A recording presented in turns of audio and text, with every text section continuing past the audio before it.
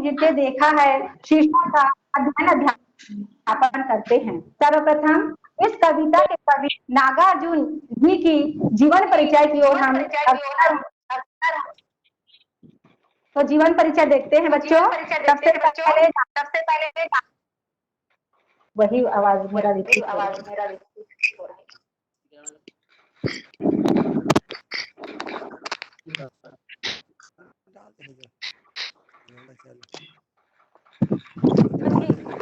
जीवन परिचय की ओर चलते हैं बच्चों। हिंदी और मैथिली के वह कवि नागार्जुन का जन्म 1911 को मधुबनी के सबलखा गांव में हुआ।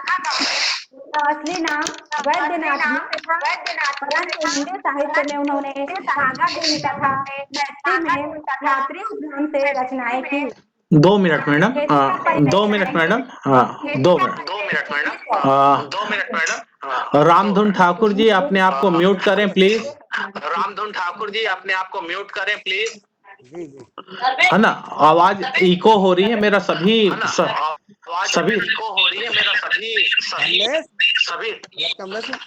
सभी साथियों से निवेदन कि वे अपने आप को म्यूट करके रखें, नहीं तो इसी तरीके की आवाज सभी के पास आएगी। जी, तो कृपा करेंगे कि सभी लोग अपने आप को म्यूट रखेंगे और जब मैडम बोलेंगी तब अपन अपने आप को हम ओपन करेंगे। ठीक है, किंग करके कोई हैं, उनसे भी निवेदन कि वे अपने आप को म्यूट कर लें। ओके बेटा, बहुत बढ़िया। और भी बता, बिट्टू करके हैं, उनको मैं म्यूट कर रहा हूँ। ओके, और देखते हैं प्रिया, ठीक है, ओके, प्रिया करके हैं, वो भी अपने आप को म्यूट कर लें। ओके, थैंक यू, मैंने म्यूट कर दिया। और राहुल करके हैं, वो भी अपने आप को म्यूट कर लें बेटा। और रितेश साहू को मैं म्यूट कर रहा हूं। आप लोगों को सबको बात करने का अवसर मिलेगा, आप सभी बात करेंगे जब क्लास पूरी कंप्लीट हो जाएगी, है ना। तो मैडम आप स्टार्ट करिए प्लीज। जी, चलिए आगे बढ़े।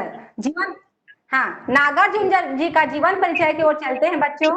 तो हिंदी और मैथिली के प्रमुख लेखक व कवि नागार्जुन का जन्म 30 जून 1911 को मधुबनी बिहार के सतलखा गांव में हुआ।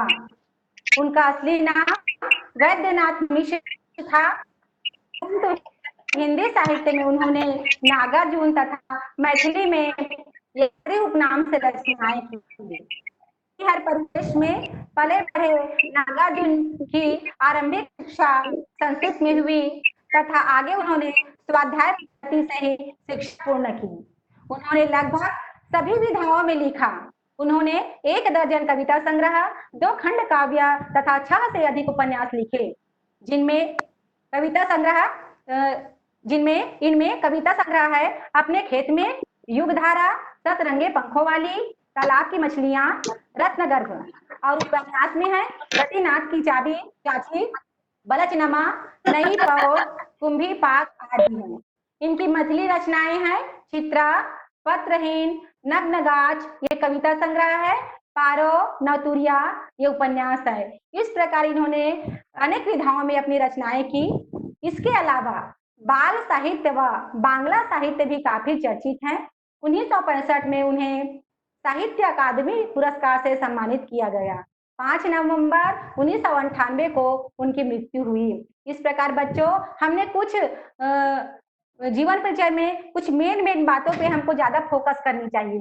जैसे इनका जन्म कब हुआ, तो 1911 में मधुबनी बिहार में हुआ। इनका असली नाम क्या था, तो इनका असली नाम था वैद्यनाथ मिश्र। इन्होंने हिंदी और मैथिली दोनों पर अपनी रचनाएं लिखी। तो हिंदी साहित्य में जब रचनाएं की तो इन्होंने अपना नाम दिया नागार्जुन, और मैथिली में जब रचनाएं की तो इन्होंने अपना नाम दिया यात्री। तो इनका असली नाम वैद्यनाथ मिश्र था, परंतु इन्होंने साहित्यिक कृति में अपना 2 नाम दिया। साथ इन्होंने अनेक विधाओं पे अनेक रचनाएं भी की, उपन्यास भी लिखे, कविता भी लिखे। तो इस प्रकार से हमने देखा बच्चों, और इनकी मृत्यु हुई 5 नवंबर 1998 को। तो इन मेन बातों को हमें याद रखना है, मुख्य बातों को, और फिर हमको आगे बढ़ना है। अब हम इनके द्वारा रचित जो पद्यांश है, पाठ का नाम जो है बादल को घिरते देखा है। बादल को घिरते देखा है पाठ के प्रथम पद्यांश की ओर हम जाते हैं, और उसको मैं पढ़ती हूँ बच्चों। तो अमल धवल गिर के शिखरों पर बादल को घिरते देखा है, छोटे छोटे मोती जैसे उसके शीतल तुहिन कणों को मान सरोवर के उन स्वर्णिम कमलों पर गिरते देखा है, बादल को घिरते देखा है।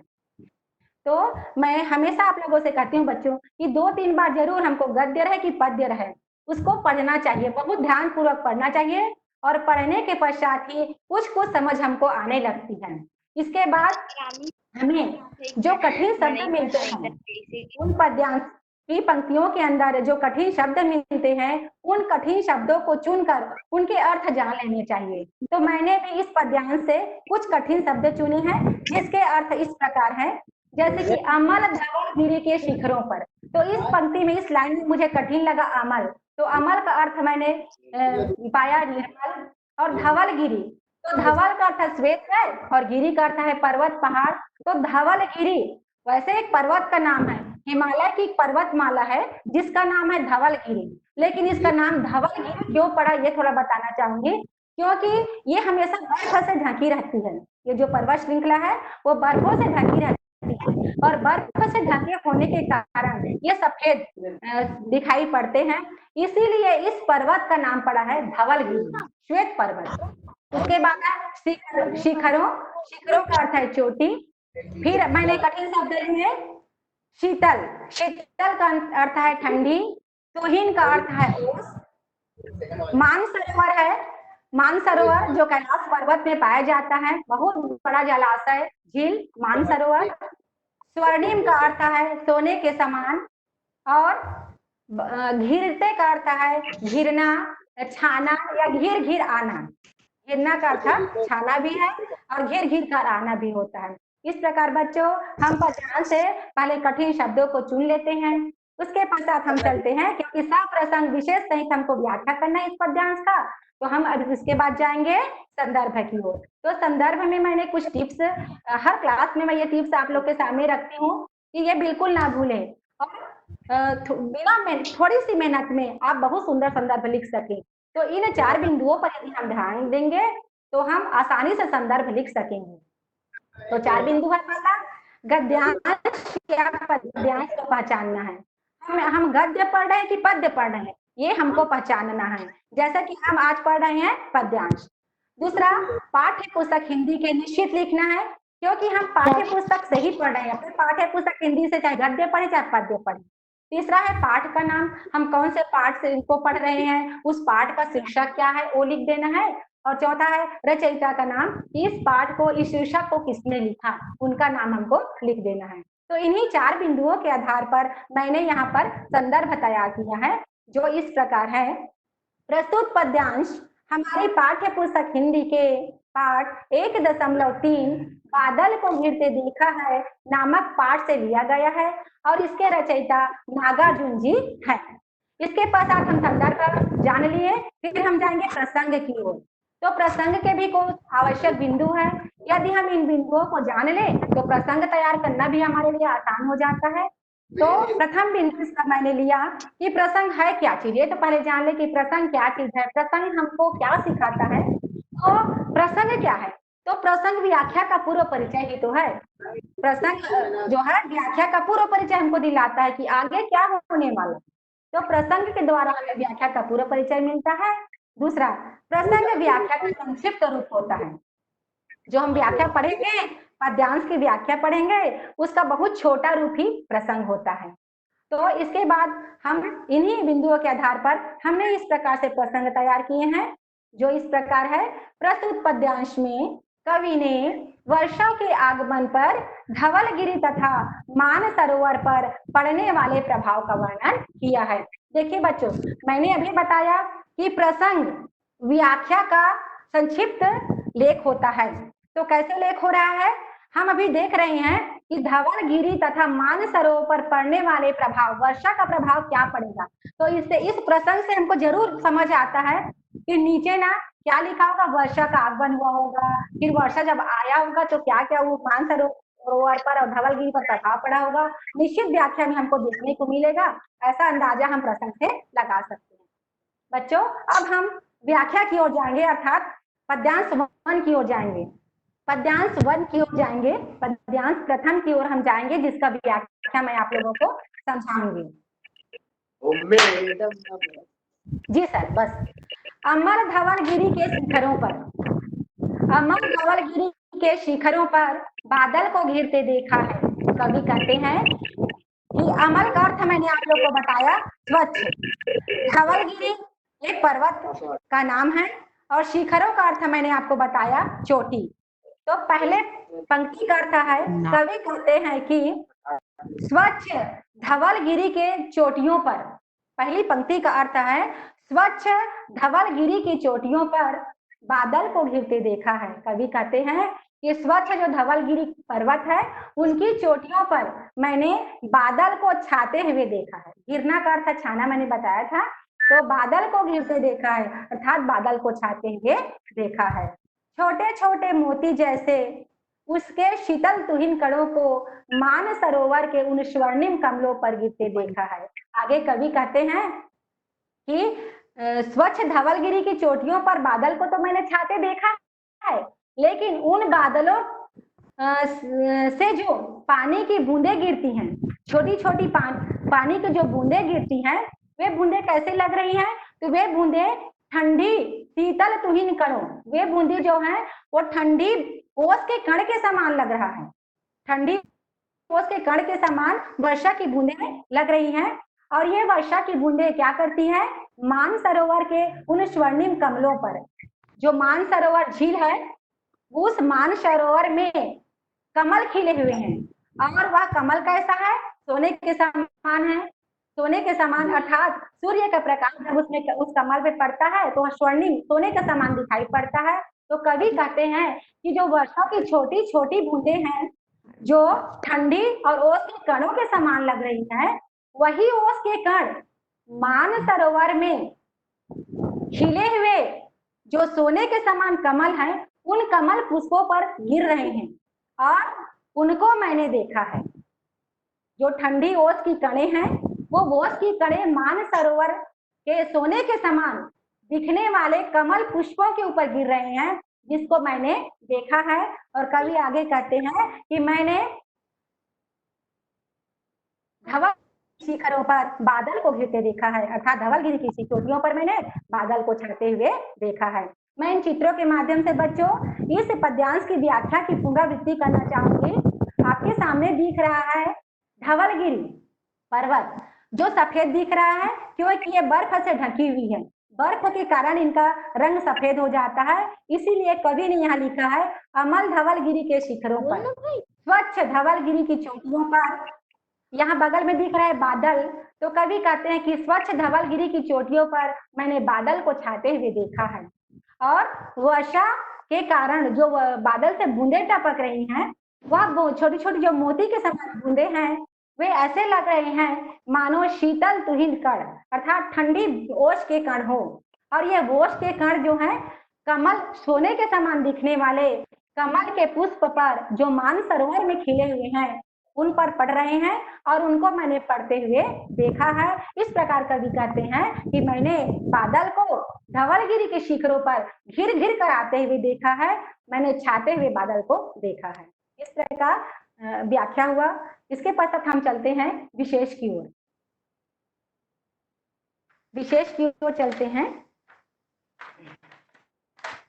हाँ, विशेष बच्चों, हमको विशेष करना हमारे लिए बहुत आसान हो जाता है यदि हम इन व्याकरण की कुछ हमको जानकारी हो और इन बिंदुओं पर हम ध्यान दें, जो लिखा हुआ टिप्स, तो हम विशेष बहुत आसानी से निकाल सकते हैं।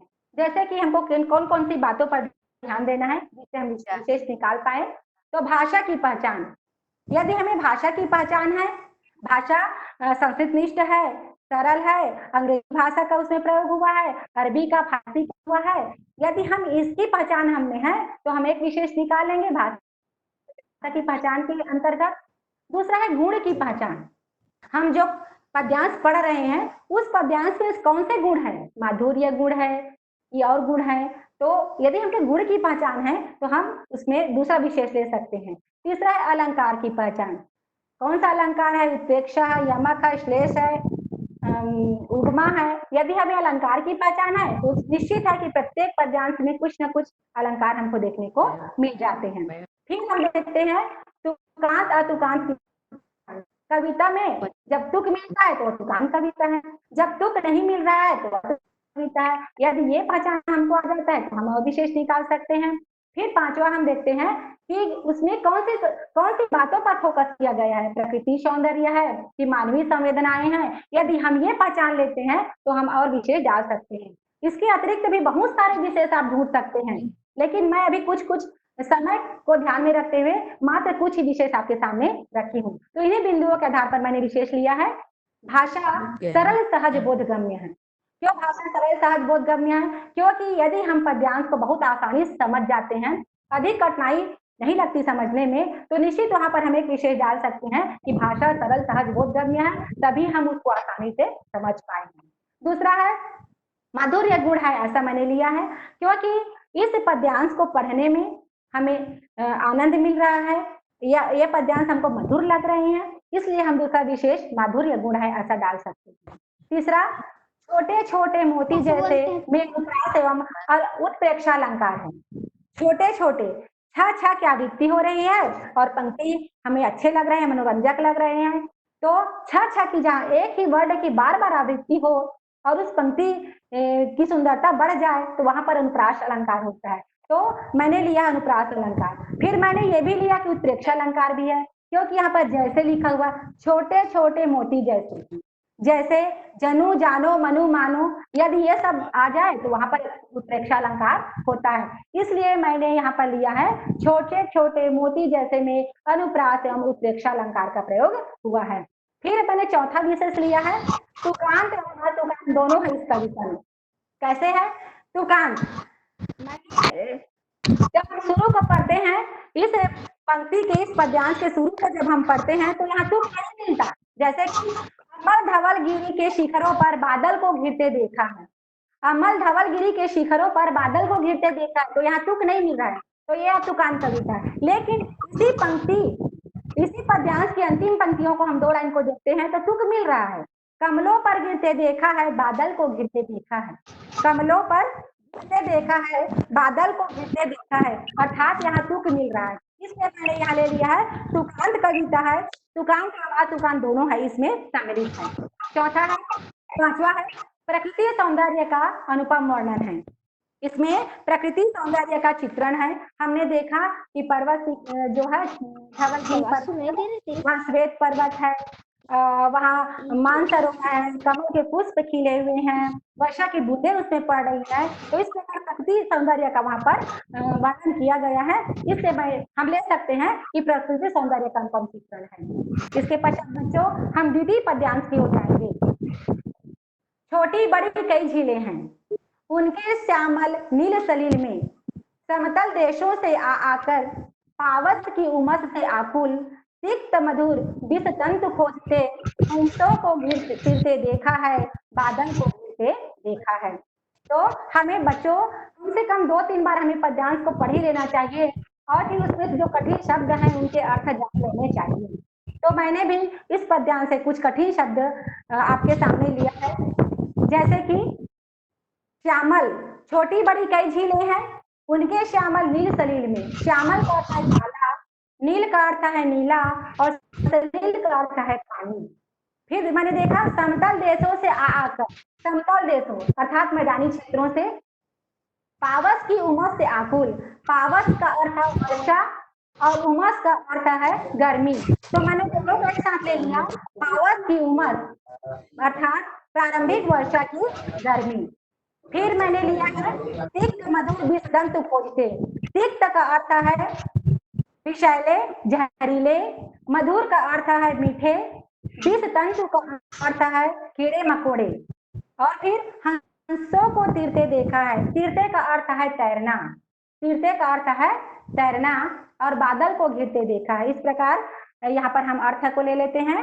फिर अर्थ के शब्दार्थ के उपरांत हम संदर्भ की ओर जाएंगे। तो बच्चों उन्हीं 4-5 बिंदुओं के आधार पर हम संदर्भ तैयार करेंगे। जैसा मैंने पहले बताया था कि 4-5 बिंदुओं के आधार पर हमें प्रसंग तैयार करने हैं। तो क्या क्या लेना है हमको, आगे बढ़ाएंगे सर जी। तो हमको क्या क्या लेना है संदर्भ में, पद्यांश की गद्यांश ये पहचान लेना है। पाठ्य पुस्तक हिंदी के निश्चित लिख देना है। फिर पाठ का नाम लिख देना है और फिर रचयिता का नाम। बहुत आसान है इसको लिखना, इसको बनाना। तो इन्हीं बिंदुओं के आधार पर आपके सामने प्रस्तुत है संदर्भ। प्रस्तुत पद्यांश हमारी पाठ्य पुस्तक हिंदी के पाठ 1.3 बादल को घिरते देखा है नामक पाठ से लिया गया है और इसके रचयिता नागार्जुन जी हैं। फिर हम प्रसंग उन्हीं 2-3 बिंदुओं के आधार पर फिर प्रसंग तैयार करेंगे। तो प्रसंग को हम जानते हैं कि प्रसंग तो व्याख्या का संक्षिप्तीकरण है। प्रसंग के द्वारा हमें व्याख्या की पूर्व जानकारी हमको मिल जाती है। तो उन्हीं बिंदुओं के आधार पर बच्चों आपके समक्ष ये प्रसंग है। प्रस्तुत पद्यांश में कवि ने मानसरोवर के जल में विभिन्न पक्षियों के आगमन का वर्णन किया है। इस प्रकार संदर्भ हो गया, प्रसंग हो गया। अब व्याख्या के लिए हम पद्यांश 2 की ओर जाएंगे। जी सर, पद्यांश 2 देखते हैं ध्यान से। छोटी बड़ी कई झीलें। कवि कहते हैं कि जो धवलगिरी का पर्वत है ना, उस पर्वत में, उस पहाड़ में छोटी बड़ी कई झीलें हैं। पहली लाइन करता है छोटी बड़ी कई झीलें हैं। कवि कहते हैं कि धवलगिरी की चोटियों में, धवलगिरी पहाड़ में, पर्वत में छोटी बड़ी कई झीलें हैं और उनके श्यामल नील सलील में, और उन झीलों, सलील का अर्थ है पानी, श्यामल का अर्थ है काला और नील का अर्थ है नीला। और उन झीलों का पानी कैसा है, तो कवि कहते हैं कि काले और नीले रंग के पानी उसमें हैं। समतल देशों से आकर पावस की उमस से आकुल तिक्त मधुर विषतंतु खोजते। आगे कवि कहते हैं, हम 4th लाइन को लेंगे, 4थी लाइन को, कि पावस की उमस से आकुल। कवि आगे कहते हैं कि प्रारंभिक वर्षा की गर्मी से जो परेशान पक्षीगण हैं, पावस की उमस से आकुल, प्रारंभिक वर्षा की गर्मी से जो परेशान पक्षीगण हैं, वे पक्षीगण समतल देशों से आकर, वे जो पक्षीगण है वे मैदानी क्षेत्रों से आते हैं। मैदानी क्षेत्रों से आते हैं, कहाँ आते हैं, तो श्यामल नील सलील में, जो मानसरोवर का काला नीला पानी है, उसी नीले पानी में प्रारंभिक वर्षा की गर्मी से जो परेशान पक्षीगण हैं और जो मैदानी क्षेत्र से आते हैं, वो उसी मानसरोवर में आते हैं। और आने के बाद क्या करते हैं, तो तिक्त मधुर विषदंतु खोजते। उस पानी में, उस मानसरोवर के जल में तिक्त का अर्थ है जहरीला और मधुर का अर्थ है मीठा और विष तंतु का अर्थ है कीड़े मकोड़े। तो जो वे पक्षीगण हैं, वे उस मानसरोवर के पानी में जहरीले और मीठे कीड़े मकोड़ों को अपने भोजन के लिए खोजते हैं। हंसों को तीरते देखा है। और आगे कवि कहते हैं कि मैंने उस मानसरोवर में, उस झील में, उस जलाशय में मैंने हंसों को तीरते देखा है, अर्थात हंसों को भी तैरते हुए मैंने देखा है। हंस उस मानसरोवर में तैरते रहते हैं, जहां मैदानी क्षेत्रों से बहुत से पक्षीगण आते हैं गर्मी से परेशान होकर, तो वहां हंस भी तैरते रहते हैं। और इस प्रकार आगे कवि कहते हैं कि बादल को घिरते देखा है मैंने, धवलगिरी की उन चोटियों पर बादल को घिर घिर कर आते हुए या बादल को छाते हुए मैंने देखा है। इसके पश्चात मैं इन चित्रों के माध्यम से मैं पुनरावृत्ति करना चाहूंगी कि जैसे ये चित्र यहाँ पर दिखाई दे रहे हैं, ये धवलगिरी का पर्वत है, वहां पर बादल छाए हुए हैं, बादल आते हैं जाते हैं और यहाँ अनेक प्रकार की पक्षियां हैं, इसमें हंस भी दिखाई पड़ रहे हैं और इसमें का पानी दिखाई पड़ रहा है। तो इन्हीं चित्रों के माध्यम से बच्चों पुनरावृत्ति करते हैं। तो कवि कहते हैं कि उस धवलगिरी पर्वत पर छोटी बड़ी कई झीलें हैं और उन झीलों का पानी कैसा है, तो काला नीला है। और उस झील के पानी में क्या करते हैं, तो समतल जो मैदानी क्षेत्र के पक्षीगण हैं, जो प्रारंभिक वर्षा की जो उमस होती है, जो वर्षा शुरुआत जो वर्षा होती है, तो पृथ्वी से गर्मी ज्यादा निकलने लगती है, उमस वाली गर्मी। तो प्रारंभिक वर्षा की उस गर्मी से जो पक्षीगण परेशान रहते हैं, वे पक्षी इस मानसरोवर में शांति पाने के लिए आते हैं। और उस मानसरोवर में हम देख रहे हैं कि कई पक्षी हैं, और ये पक्षी अपने भोजन के लिए जहरीले और मीठे कीड़े मकोड़ों को ढूंढते रहते हैं। और इसी मानसरोवर में हंस भी तैरते रहते हैं।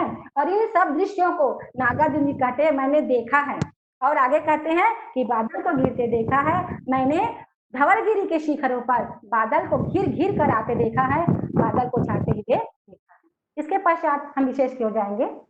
मैंने विशेष लिया है बच्चों, विशेष की ओर जाएंगे। हाँ, मैंने विशेष लिया है बच्चों, आप लोग को भी अब ढूंढना आ जाएगा विशेष कैसे निकाला जाता है। तो मैंने भाषा की पहचान पहले की, तो भाषा संस्कृत निष्ठ है, जैसे कि श्यामल, सलील, विस्तंतु, ये संस्कृत के शब्द आए हुए हैं, तो हम उसको लिख सकते हैं कि भाषा संस्कृत निष्ठ है। फिर हम मैंने दूसरा विशेष लिया है, श्यामल नील सलील में अनुप्रास अलंकार है, क्योंकि ला की आवृत्ति हो रही है, श्यामल नील सलील, ला की आवृत्ति हो रही है, इसलिए यहाँ पर अनुप्रास अलंकार है। फिर तीसरा है गेय पद है। मैंने अपने हर क्लास में आप लोगों को बताया है कि पद्यांश को स्वरबद्ध किया जा सकता है, पद्य को गाया जा सकता है, पद्य को अपने स्वर में ढाला जा सकता है, इसलिए मैंने तीसरा विशेष लिया है, यह गेय पद है। चौथा है प्राकृतिक सौंदर्य का चित्रण है। ये जो पाठ है, बादल को घिरते देखा है, ये पूरे पाठ ही प्राकृतिक सौंदर्य पर आधारित है, इसलिए हम प्रत्येक पद्यांश में प्राकृतिक सौंदर्य का चित्रण हुआ है, अनुपम चित्रण हुआ है, ये हम बिल्कुल ले सकते हैं। इसके पश्चात हम अगली पद्यांश 3 की ओर जाएंगे।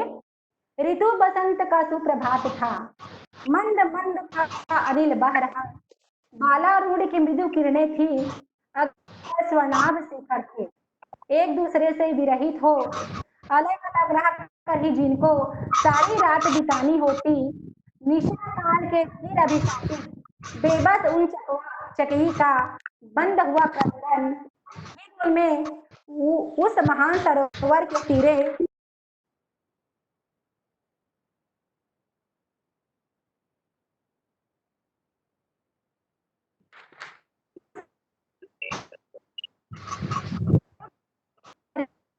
प्रणय कला छिड़ते देखा है, बादल को घिरते देखा है। तो हम सबसे पहले कठिन शब्दों को लेंगे, कठिन शब्दों के अर्थ देख लेंगे, और उसके बाद फिर हम संदर्भ प्रसंग व्याख्या विशेष की ओर जाएंगे। तो कठिन शब्दों के अर्थ देखते हैं, कठिन शब्दों के अर्थ देखते हैं। जैसे कि मैंने इस पद्यांश से कुछ कठिन शब्द चुने हैं। सुप्रभात, सुबह सवेरा, मंद मंद, धीरे धीरे या धीमे धीमे, अनिल हवा वायु समीर पवन, बालारूढ़ उगते हुए सूर्य, मृदु कोमल, विरहित विरह से पीड़ित, विरहित विरह से पीड़ित, आगे बढ़ाएंगे सर,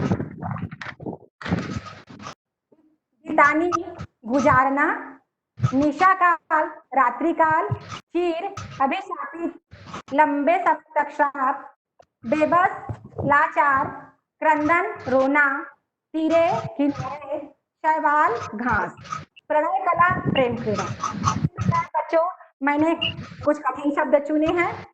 यदि हम कठिन शब्दों के अर्थ जान लेते हैं तो व्याख्या करना बहुत आसान हो जाता है। अब हम चलेंगे संदर्भ की ओर। तो संदर्भ भी हमने उन्हीं 4 बिंदुओं के आधार पर आप लोग के सामने मैंने ये संदर्भ रखा। संदर्भ प्रस्तुत पद्यांश हमारी पाठ्य पुस्तक के पाठ 1.3 बादल को घिरते देखा है नामक पाठ से अवतरित है, लिया गया है। इसके रचयिता नागार्जुन जी हैं। फिर हम चलेंगे प्रसंग की ओर। प्रसंग की ओर इस पद्यांश में कवि ने बसंत ऋतु के सौंदर्य का वर्णन तथा प्राकृतिक जीवों पर उनका क्या प्रभाव पड़ता है इसका वर्णन किया है। इस प्रकार हमने संदर्भ देखा, प्रसंग देखा। अब हम व्याख्या के लिए पद्यांश 3 की ओर ऊपर जाएंगे। गद्यांश 3 व्याख्या के लिए ऊपर। जी जी सर जी। ऋतु बसंत का सुप्रभात था, बहुत बढ़िया पंक्ति है, आप ध्यान से सुनेंगे तो बहुत मनोरंजक पाठ है ये, और प्रकृति सौंदर्य का बहुत सुंदर चित्रण है। ऋतु बसंत का सुप्रभात था। कवि कहते हैं कि बसंत जो ऋतुओं का राजा है बसंत, तो बसंत ऋतु का सुबह था, सवेरा था, और मंद मंद था अनिल बह रहा। और बसंत ऋतु का सुबह तो था, और अनिल का अर्थ है हवा, और धीमी धीमी हवा या वायु चल रही थी। बालारूढ़ की मृदु किरणें थी। बालारूढ़ का अर्थ आपने देखा होगा उगते हुए सूर्य, उगता हुआ सूर्य। तो बालारूढ़ की मृदु किरणें थी, मृदु का अर्थ देखा है कोमल। बालारूढ़ की मृदु किरणें थी अर्थात उगते हुए सूर्य की मधुर किरणें थी। अगल बगल स्वर्णाभ शिखर थे। और कवि आगे कहते हैं कि जहां से सूर्य उदय हो रहा था, सूर्य उग रहा था, उस सूर्य के आजू और बाजू में सोने के समान शिखर थे।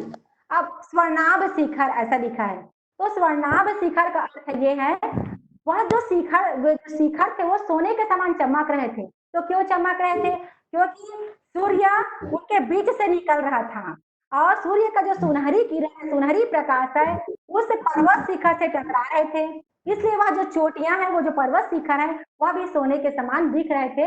इसलिए कवि ने यहाँ लिखा है कि अगल बगल स्वर्णाभ शिखर थे, आजू और बाजू में सोने के समान दिखाई देने वाले शिखर थे। आगे चलते हैं। एक दूसरे से विरहित हो, अलग अलग रहकर ही जिनको सारी रात बितानी होती, निशा काल के चिर अभिशापित बेबस उन चकवा चकी का बंद हुआ क्रंदन। आगे कवि कहते हैं कि हमने देखा कि सुबह था, सूर्य उदय हो रहे थे, उनके अगल बगल में सोने के शिखर थे, और सूर्य उदय हो रहा था, ये हमको पता चला।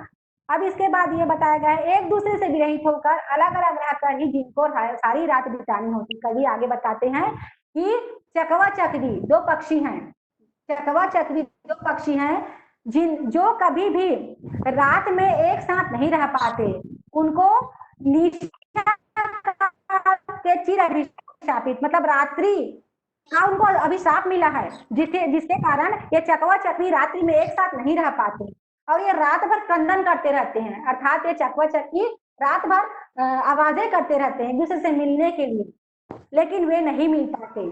तो कवि आगे कह रहे हैं कि जैसे ही सूर्य उदय हो रहा है, जैसे ही सूर्य बालारूढ़ अर्थात उगता हुआ सूर्य जैसे ही दिखाई दिया, तो बंद हुआ क्रंदन, उन पक्षियों का रोना क्या हो गया? बंद हो गया। चकवा चकवी पक्षी का रोना बंद हो गया, और फिर उनमें उस महान सरोवर के तीरे, और फिर कहते हैं फिर वो चकवा चकवी पक्षी महान सरोवर अर्थात मान सरोवर के किनारे, तीरे का अर्थ है किनारे, तो मान सरोवर के किनारे शैवालों की हरी दरी पर, शैवाल है घास, तो घास की हरी दरी पर फिर से वो चकवा चकवी एक साथ मिलते हैं और प्रणय कलह छिड़ते देखा है। और उन पक्षियों के प्रेम क्रीड़ा को मैंने करते हुए, प्रेम क्रीड़ा में मग्न होते हुए मैंने उन पक्षियों को देखा है और बादल को घिरते देखा है। कवि कहते हैं कि इस प्रकार मैंने बादल को घिर घिर कर आते हुए या छाते हुए मैंने देखा है। इन चित्रों के माध्यम से मैं पुनरावृत्ति करना चाहूंगी।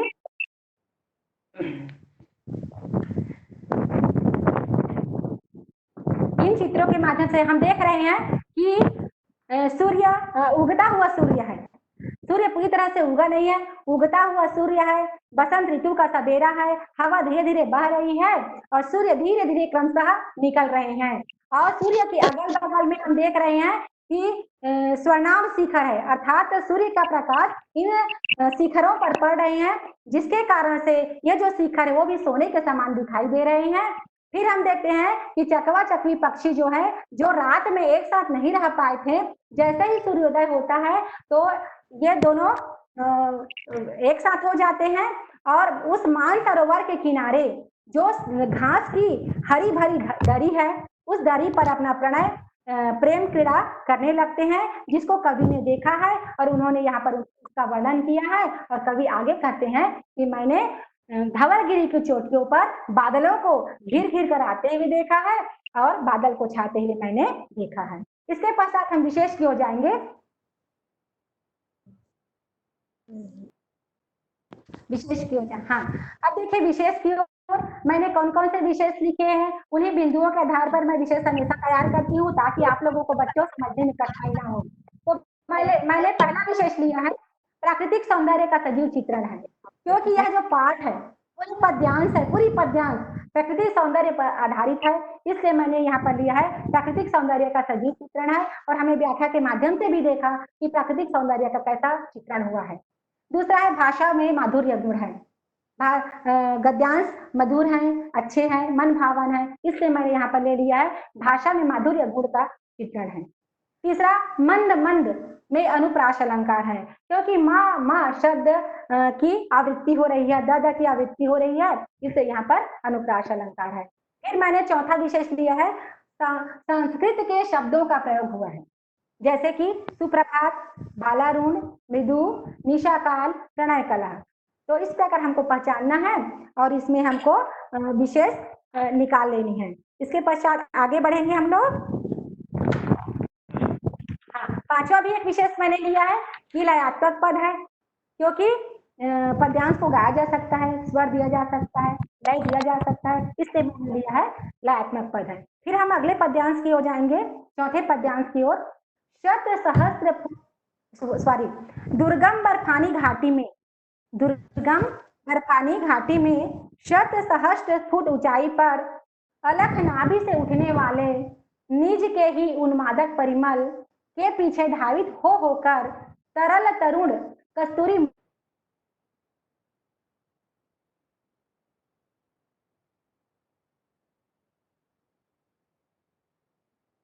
पद्यांश से कुछ कठिन शब्द लिए हैं जो आपके सामने स्क्रीन पर है। दुर्गम का अर्थ है कठिन, बर्फानी घाटी का अर्थ है बर्फ से ढकी चोटियां, शत का अर्थ है सैकड़ों, सहस्त्र का अर्थ है हजारों, निज का अर्थ अपना, अलग का अर्थ है देख ना पाना, उन्माद का अर्थ है उत्तेजक, परिमल का अर्थ है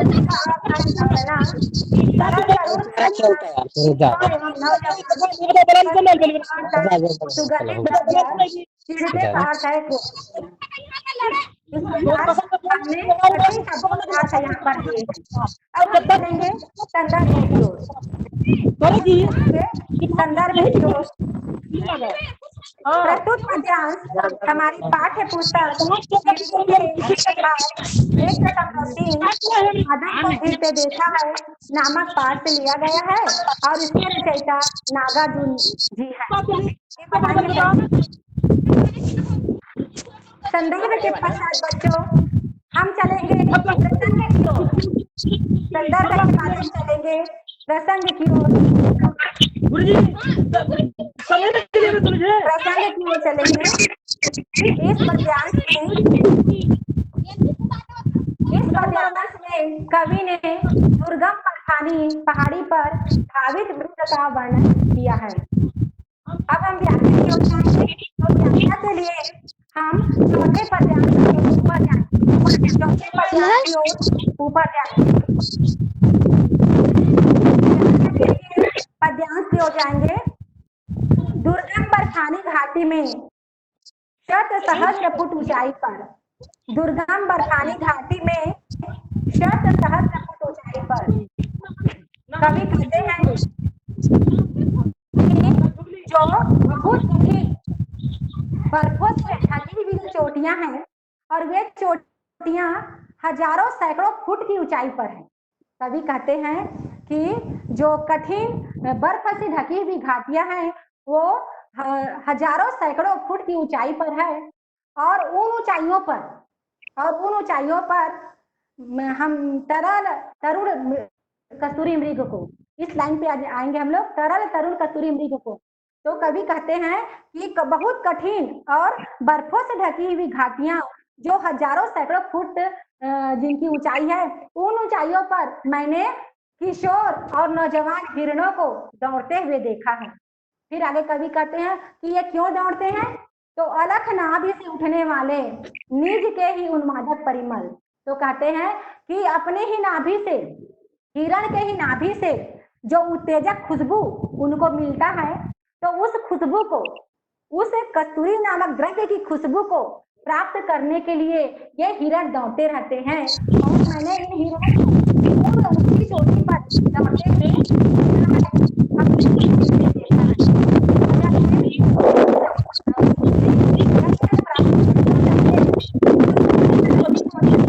अपने गुस्साने लगते हैं, ऐसा कवि बता रहे हैं। आगे कवि कहते हैं कि बादल को घिरते देखा है। इस प्रकार से मैंने धवलगिरी की चोटियों पर बादल को घिर घिर कर आते देखा है, देखा है।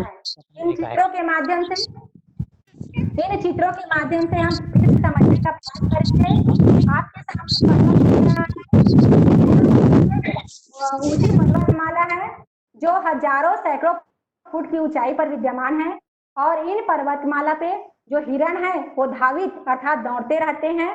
तो कवि कहते हैं कि जो ये किशोर और नौजवान हिरण है वे क्यों दौड़ते रहते हैं, तो इनकी ही नाभि के अंदर कस्तूरी नामक द्रव्य होता है। उस द्रव्य की जो उन्मादक परिमल है, उत्तेजित करने वाली जो सुगंध है, खुशबू है, उसको प्राप्त करने के लिए दौड़ते हैं। और जब इनको वह उन्मादक परिमल नहीं मिल पाता, कस्तूरी नहीं मिल पाता, तो ये खुद पर, अपने पर चिढ़ते देखा है, अर्थात ये खुद पर क्रोधित हो जाते, जो मृग है वो अपने पर क्रोधित हो जाते हैं। तो मृगों को अपने पर क्रोधित होते भी मैंने देखा है, बादल को घिरते देखा है। कवि कहते हैं कि इस प्रकार मैंने धवलगिरी की चोटियों पर बादल को घिर घिर कर आते हुए देखा है, मैंने बादल को छाते हुए देखा है। इस प्रकार कवि ने इस पद्यांश की व्याख्या किया है। अब हम विशेष की ओर जाएंगे, अब हम विशेष की ओर जाएंगे।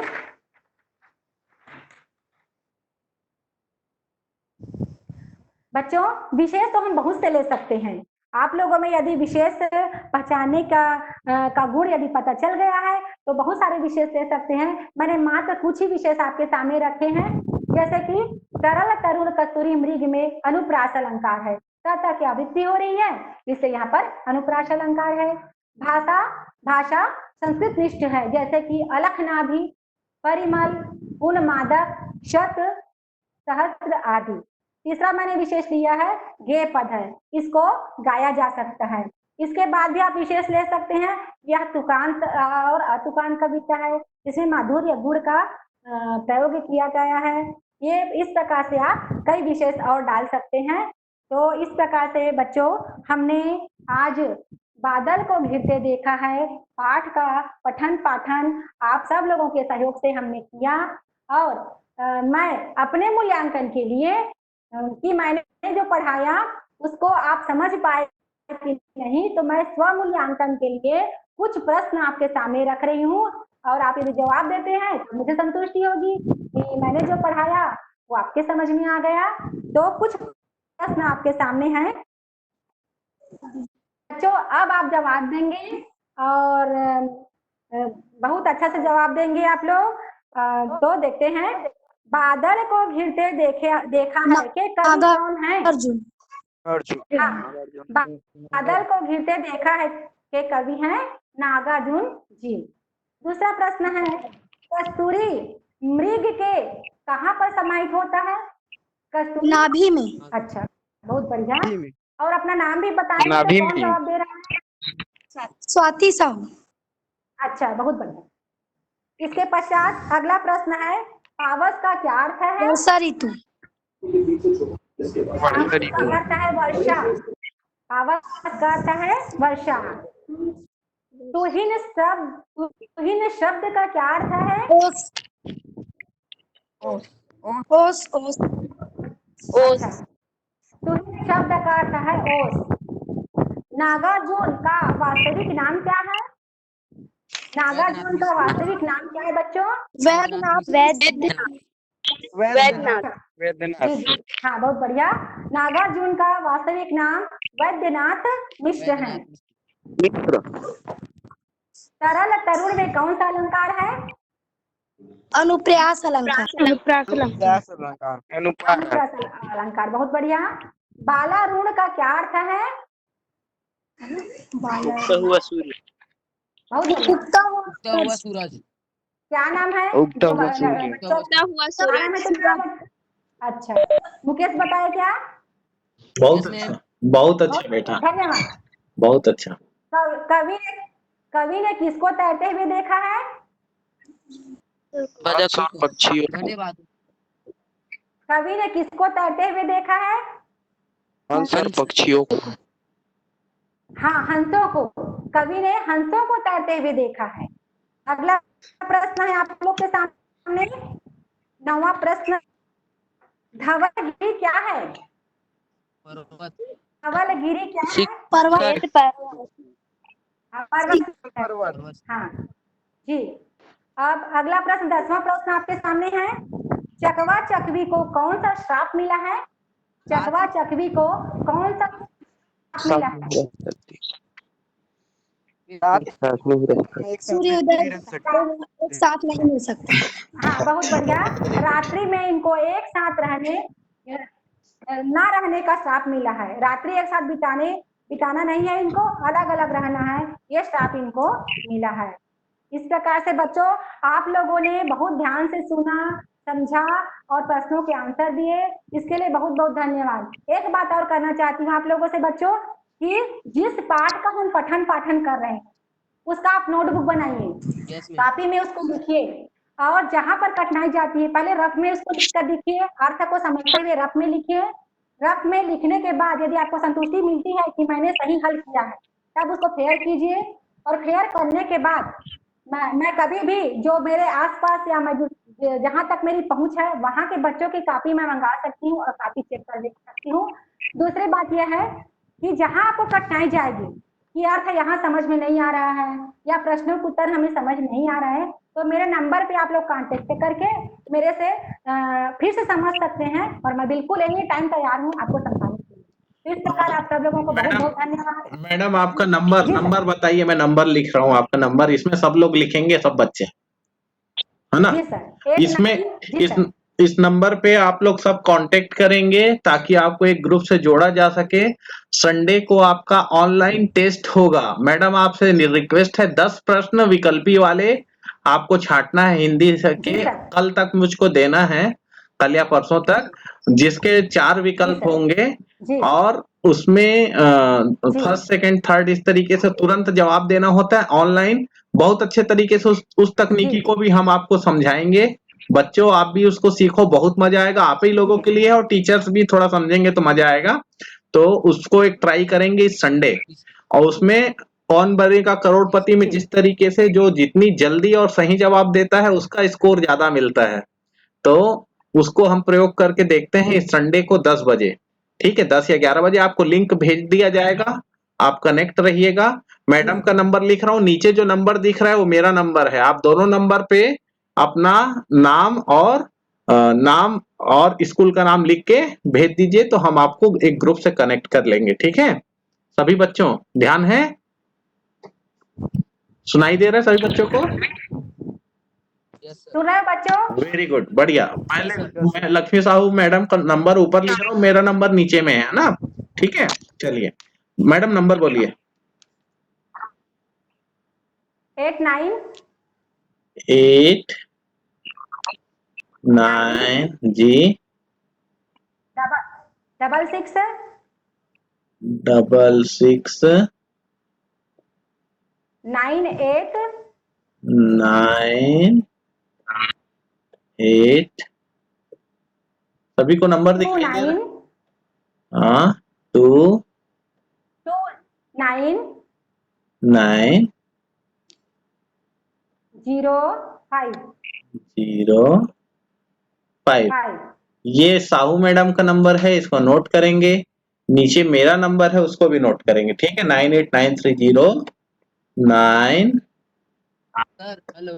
हाँ बोलिए। 1 हाँ 7 ठीक है आप लिख रहे हो 5 जी हाँ, लिखा रहा है, सब लिखा रहा है, डोंट वरी, चिंता मत करें। हाँ हाँ ठीक है, जी ओके सर। चलिए। ठीक, 917116। ओके, ये ऊपर लक्ष्मी साहू मैडम का आपको नंबर दिखाई दे रहा है, और है ना, ऊपर आपको मैडम का नंबर दिखाई दे रहा है, ये पूरा लंबा नंबर, जी सर। और ये जो नीचे का नंबर है आपका एक अलग, आप लोग बहुत सक्रिय स्टूडेंट हैं, तो आप लोगों का एक अलग ग्रुप भी होगा, ताकि आपको कोई भी समस्या आए, आपको कोई भी होमवर्क मिल रहा है तो आप ग्रुप में जरूर डिस्कस कर सकते हैं, बात कर सकते हैं, ठीक है। और इस तरीके का आपको सबको पर्सनल लिंक भी दे दिया जाएगा, ताकि आप परेशान ना हो किसी भी तरीके से। ऐसा बहुत अच्छी क्लास रही मैडम आज, एकदम शानदार, और शानदार प्रतिभागी 45 के लगभग थैंक जुड़े यू हैं, सर। है ना। तो सभी बच्चों ने नंबर नोट कर लिया? सर आपकी कृपा है सर। नहीं नहीं, हमारी कृपा नहीं है भाई, आप यस सर। सब, हम सभी की मेहनत, बच्चों का लगाव है, ठीक है बेटे। तो आप मैडम बहुत धन्यवाद, बच्चों जी को जी बहुत धन्यवाद, समय काफी हुआ, और आगामी नंबर आप सभी लोगों ने लिख लिया, मैं क्लिक करने जा रहा हूँ बंद करने, ठीक है। हाँ सर यस ठीक है। सर। ओके, चलिए, बहुत धन्यवाद मैडम, बहुत धन्यवाद बच्चों, ठीक है। आप आपको भी सर, आपको भी बच्चों को भी धन्यवाद। धन्यवाद। बिल्कुल बिल्कुल जी बिल्कुल। सर। जी, जय हिंद। और जल्दी जल्दी फिर से क्लास लेना है आपको, ठीक है जी। जय जी हिंद सर। सर। जय हिंद, जय हिंद जय बेटा। हिंद सर। जय हिंद, जय हिंद, जय हिंद, सभी को जय हिंद।